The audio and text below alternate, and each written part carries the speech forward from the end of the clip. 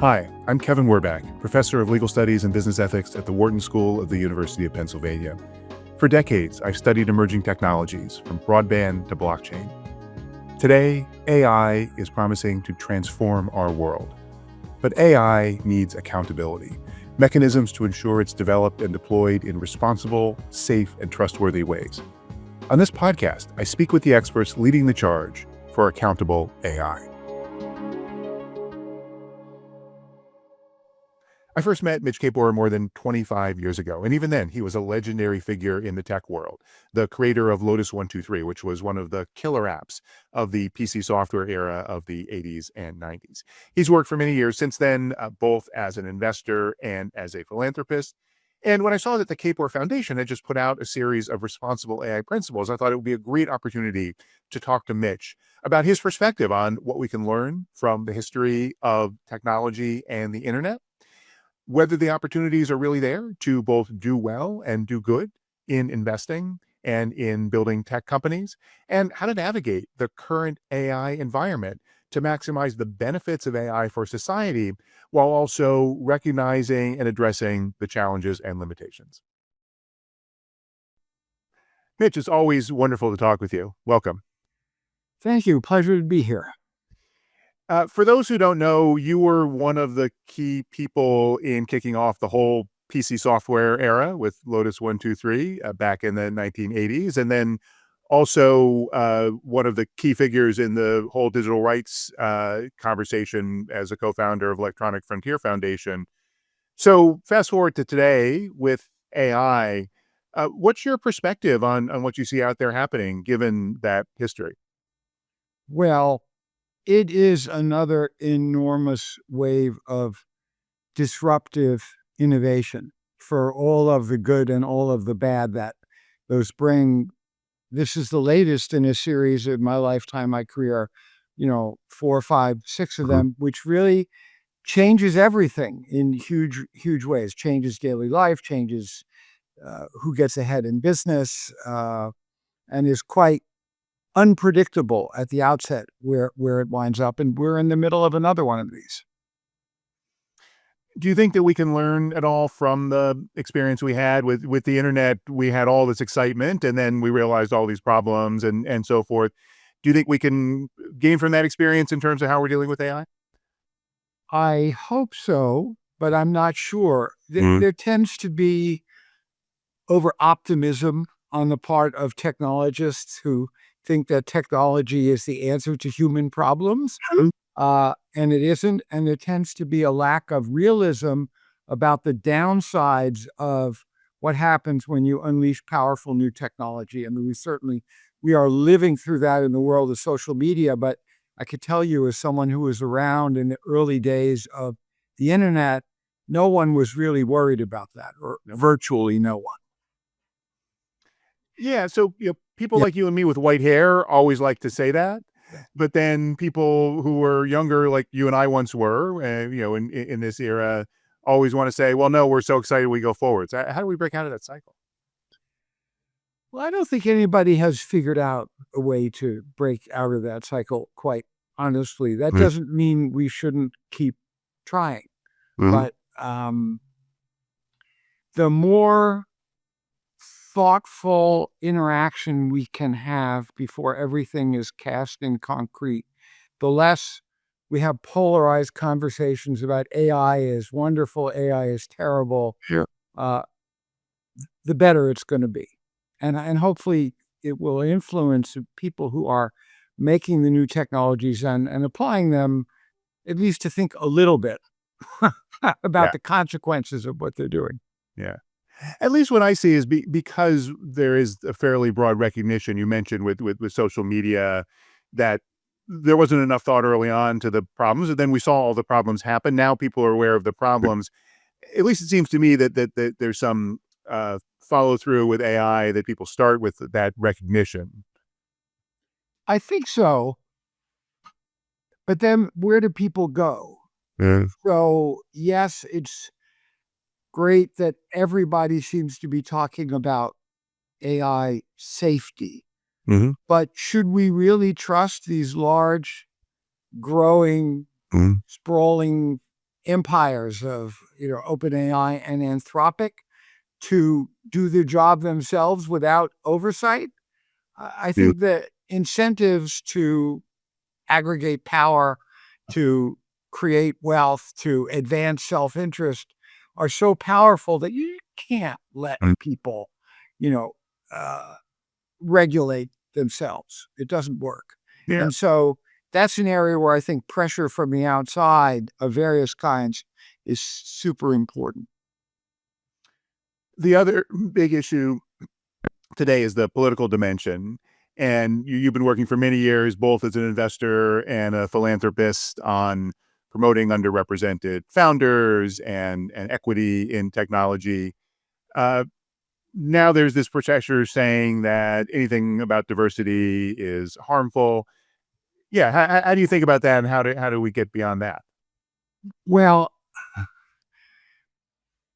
if you look at what we've actually been doing at Mhm, Kapor Capital for the last 15 years mhm, almost, it's really not a diversity play.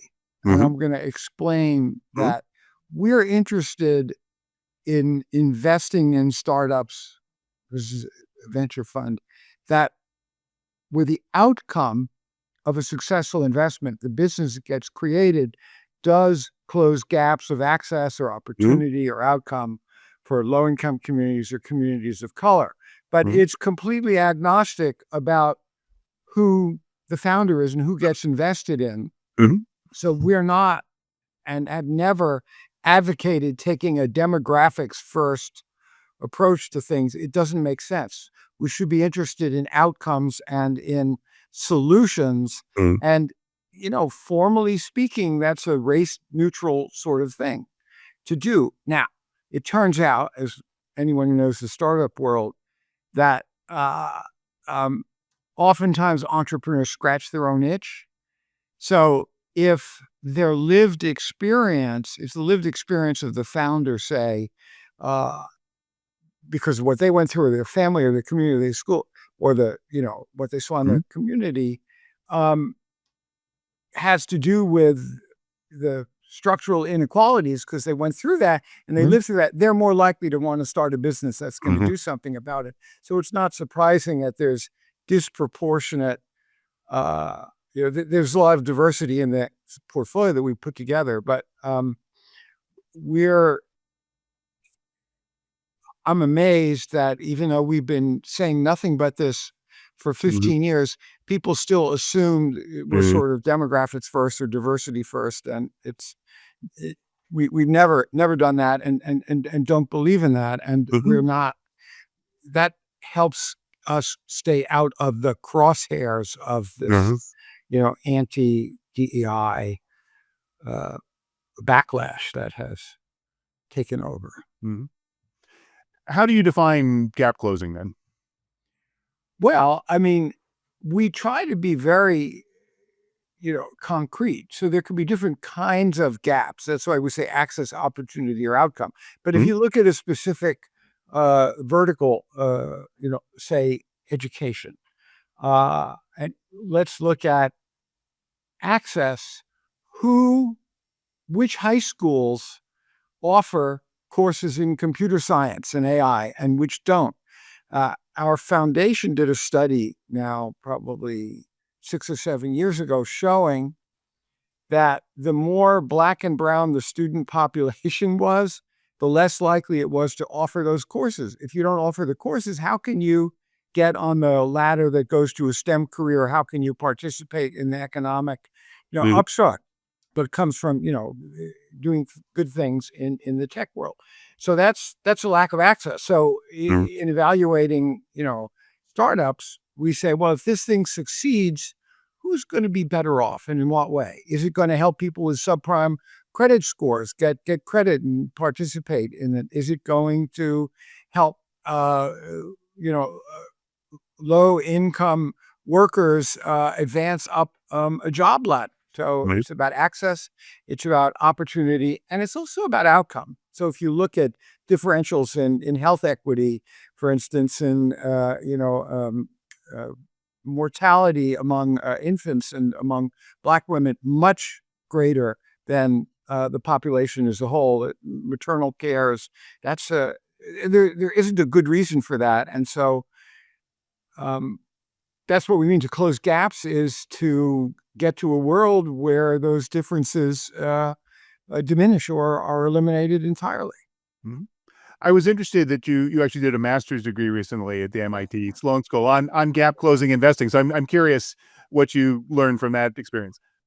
Well, so that was interesting because I dropped out of MIT Mhm, 45 years ago mhm, to seek fortune in Silicon Valley. And as we know, I got distracted and it took a little while to close the loop. And so it was a great opportunity to think through and write up in a systematic way the approach to investing that we had taken. Where did it come from? How did we practice it? mhm. Were we giving up financial returns in order to do good? To consider all those issues and to look at all of the evidence. I was gave me a real sense of completion. Mm, Personally speaking, here's the thing that I learned that was surprising, which was in tracing back the origins from what we did to impact investing, before that to socially responsible investing, before that to the kind of investing done by some of the Quakers and other religious organizations in the 19th and 18th century, going all the way back, I found amazing resonances in the Jewish tradition. I'm mm, Jewish, about business ethics and their conduct that I had absorbed, that were just part of my DNA, never been mm, taught that, never had any mhm. formal education like that. And I said, oh my goodness, there's really something here. And there's a little bit about that in the thesis, the Jewish origins of, or the connection uh, that it had for me. And I had a lot of other material that I didn't actually put into the thesis because it didn't fit in it. But that was interesting and surprising to me. Yeah, no, it's fascinating how this comes from different directions. As you mentioned, the Quaker, I am at an institution that was founded by a Quaker, Joseph Warden, and Yeah. that was a big piece of why there was a need Yeah. for this kind of institution. Yeah. So these issues about how you conduct business and how to do it in a way that is in accord with Mhm. from set of ethical principles, it is a perennial issue, and we're facing it yet once again. I mean, it's never gone away, and here we are again with AI. Yeah. So, what are some of the gaps that need to be closed for AI? Well, let me make a positive case Mhm, first, which is we see big opportunities to apply AI in education, in fintech, in the future of work, in ways that actually improve access and outcomes. And we're seeing in some the investments that we're making and other other people are making. And in that sense, AI really isn't that much different than other technologies. You say, okay, can we create a product or a service that, let's say, in education is engaging for kids, measurably improves learning mm, outcomes, has a path to be adopted within the public school system, within Title I schools in particular. And, we're finding that there is a set of entrepreneurs who are doing this. I will say it is harder than it looks. It's not just a question of hooking up ChatGPT to something and, popping it out. It's gonna be like previous waves, quite a few years before the stuff is sufficiently mature and well done that we really see the benefits. And I think the market is missing that, yeah, and there's gonna be some correction around that. This is if the bubble maybe not popping, but deflating, but that's that's its own subject. We're bullish though on the long term about the use of AI, in uh, improving, in addressing a number of these social issues and problems. That I'll give you just one anecdote. This is so mhm, interesting. We've created this highly regulated environment by which we convey benefits to people, SNAP, and I mean, setting aside the shutdown for the moment. And we regulate at the state level, we regulate at the federal level. And when it comes to actually, conveying some social benefit to some population, there are literally thousands of pages of regulations which are constantly changing that have to be rationalized. And we spend enormous amounts of money on consultants just figuring out what goes with what, and is this in contradiction? Can we do this? And does this person qualify? I've seen AI, I call this Doge for good, go through this and sort it out at 1/1000th the cost, at 1/1000th the time, the result of which is that people who are eligible and deserving for a particular social benefit that's part of our safety net can actually get what they deserve. And without AI, it wouldn't happen. And there's more efficiency and less fraud. This is a company called Promise, founded by Phaedra Ellis Lampkins. That is something we have an investment in, full disclosure, but seeing the way AI works there to really cut through all of these, regulatory overreach. And I say this as a diehard progressive, but who also believes in this kind of things that the people talk about, the abundance agenda. I think AI has a role to play. The Kapor Foundation just put out a set of responsible AI principles. This is one of the reasons I wanted to talk to you now. Walk us through what you saw as the need for that and how it's different from all the other principles that are out there. So first of all, credit for initiating this should go to Dr. Allison Scott, who is the CEO of the foundation, who really a couple of years ago flagged AI as a very important frontier area for philanthropy. And these principles, which were developed after a great deal of consultation with other organizations, are part of the tangible fruit of it. One of the reasons why we did this is that the philanthropy sector has been lagging in figuring out what to do about AI. When you look at surveys of, foundations, are they on top of this? Is this a factor in their grant making? Do they know it? They go, we don't know how to think about this. So it was to help close that gap that these principles were developed. And in the formulation, which has been published, is in particular oriented towards philanthropy. We're in the process of adapting them and for investment. And so it'll be the same. It'll be intellectually consistent, but they'll take a different form about what does it mean to us to be a responsible AI investor. One of the good things that is happening in philanthropy, and I would think this is in part a recognition, there's always been a recognition that philanthropy should be more collaborative, but foundations have been working in their own silos, is in the current administration is sort of force the issue that foundations realize they have to work together, and that the overall impact will be much greater if they do, so that we're part of this organization called Humanity.ai, which has a $500 million commitment to do responsible AI grant making. And that is something new. We haven't seen that type of cooperation on this scale before. So that in some sense, for people who have been living in and pioneering the world of responsible AI like yourself and others, you could look at what we're doing and go, well, this is, we like this, but what's really new here? And I just point to this is laser focus right now on the philanthropy community, particularly as the federal government is stepping back from all sorts of things. There's, obviously more and more of an urgent need. Yeah, it was interesting what you said. What's different about responsible AI in a philanthropic context, an investment context, and in a corporate context where a business is trying to deploy that way? What's different?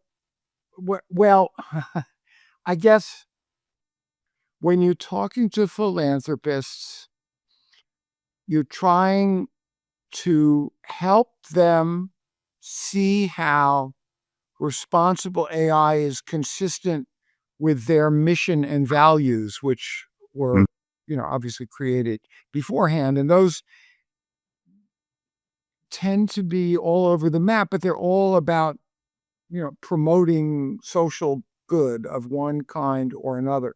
So there's really bridge building to be done and education, and it's not so much coming up with new ideas as helping philanthropists who have ways of thinking about things and doing things to embrace, an appreciation of the the benefits and the risks and dangers at both. And on that point, I would say that philanthropy is a lot of it, not all of it, has been tech backward, tech fearful. And so the initial instinct is, how do we protect people from the bad effects? And there's certainly, that work has validity. But if that's all you do, you overlook the opportunities for AI for good and how you use AI in ways that positively promote the kinds of outcomes that they would, like to see. And to do that, though, they need to become comfortable with the idea, that it's possible, and how that works, and then how they make decisions to embrace that. I mean, there's just a lot of on the ground work that has to be done to realize the potential of what philanthropy can actually do about responsible AI. Because we're not talking just about white papers here or, pronouncements. We're talking about putting resources in the hands of people who are actually going to do something that will make a measurable difference, have measurable outcomes. But how can foundations that don't have that technical DNA, you're a tech entrepreneur, you set up your foundation, how can they get that skills and the people that are able to understand it?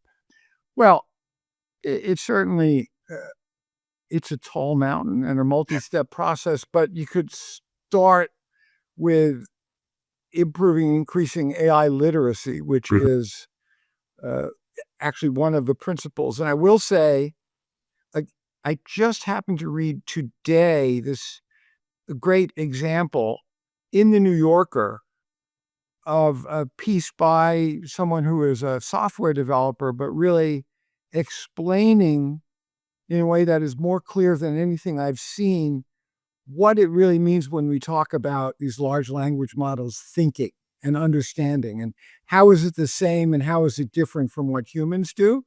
And it's a non-technical, anybody can read it, but it brings the worlds together in a way that I thought had some valuable insights, and we need more of that, and we need to disseminate that, and it needs to be sort of baked into, people's thinking. And some foundations should hire a chief technology officer. I've been saying this for, it took, how long did it take government to decide that having a CTO here and there was a good thing to do? It didn't happen overnight. I think from when we started talking about it to it happened was a decade, maybe more. Well, here we are again with philanthropy. Yeah. So, well, and it took healthcare.gov to wake people up to the need to have tech teams in government to address some of those problems. That's right. No, that's absolutely. We needed a gigantic failure to. Yeah. So one more thing about this, I guess, back to the political question. One of the principles you have there is supporting AI initiatives that shift power. Right. And if I'm looking at that as someone who is in power right now, or someone who's skeptical that philanthropy is all, on one side of the political spectrum and therefore should be dismissed, that to me looks scary. That looks like it's saying, okay, this is all about the left and not about something that's good for all society. I'm sure you don't think that. So what's the response to someone in that position? Well, the first thing is, I would say that today the right is as much or more about shifting power than the left. Yeah. If you look at the, revolt against the elites. So, I mean, as I say this, I realize, well, so do we really want to say shifting power? I would interpret it this way, Mhm. that what is valuable is to have processes that are more inclusive Mhm. of more points of view and less dictatorial. We know what's good for you. And to really bake that in to, to have a pro-social approach to developing your products and services, however you do that. And there's so many different ways that you could do Mhm. that. That's, to me, a good thing, and it's not partisan. Mhm.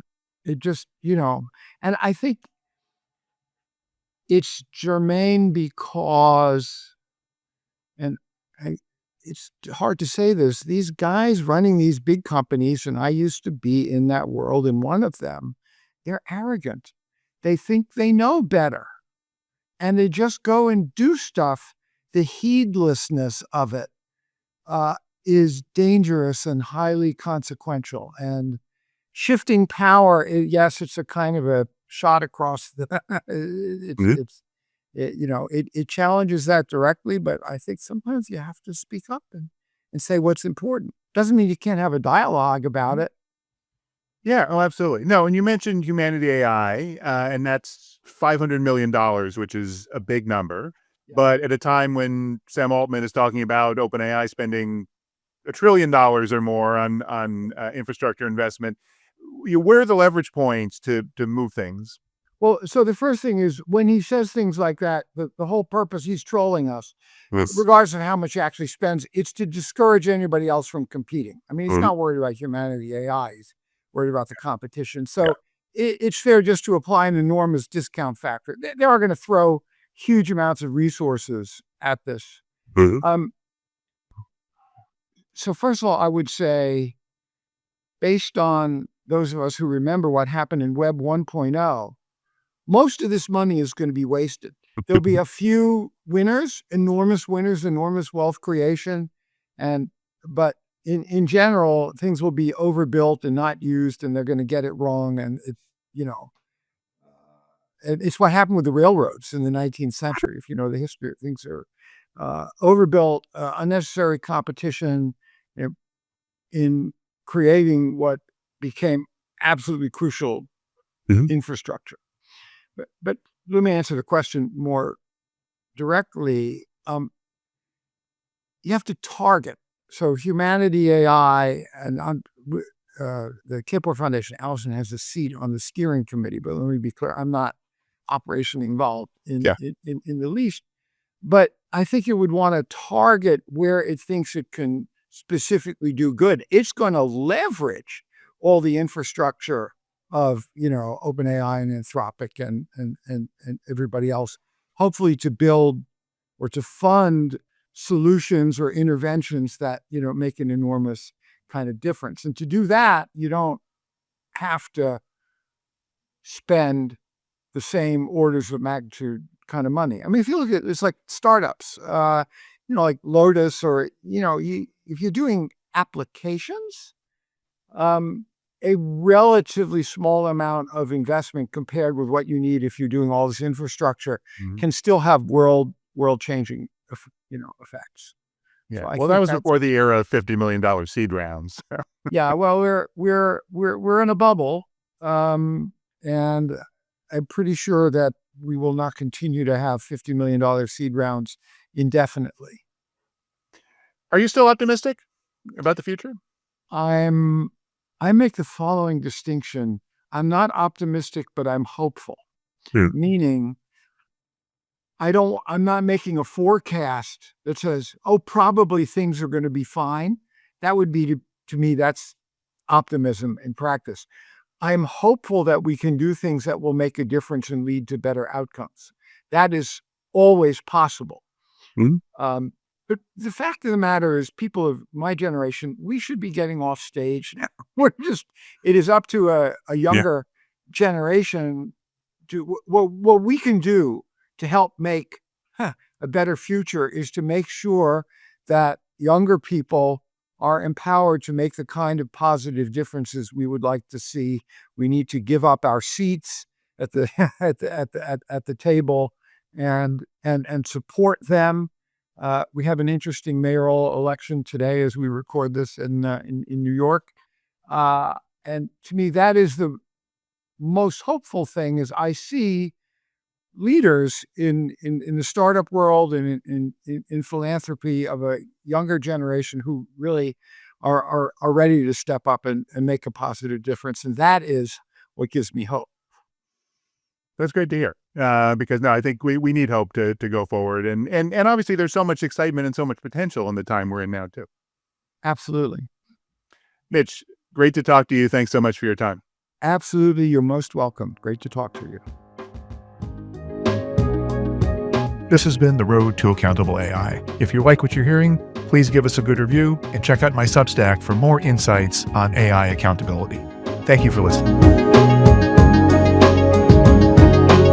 If you want to go deeper on AI governance, trust, and responsibility with me and other distinguished faculty of the world's top business school, sign up for the next cohort of Wharton's Strategies for Accountable AI online executive education program, featuring live interaction with faculty, expert interviews, and custom-designed asynchronous content.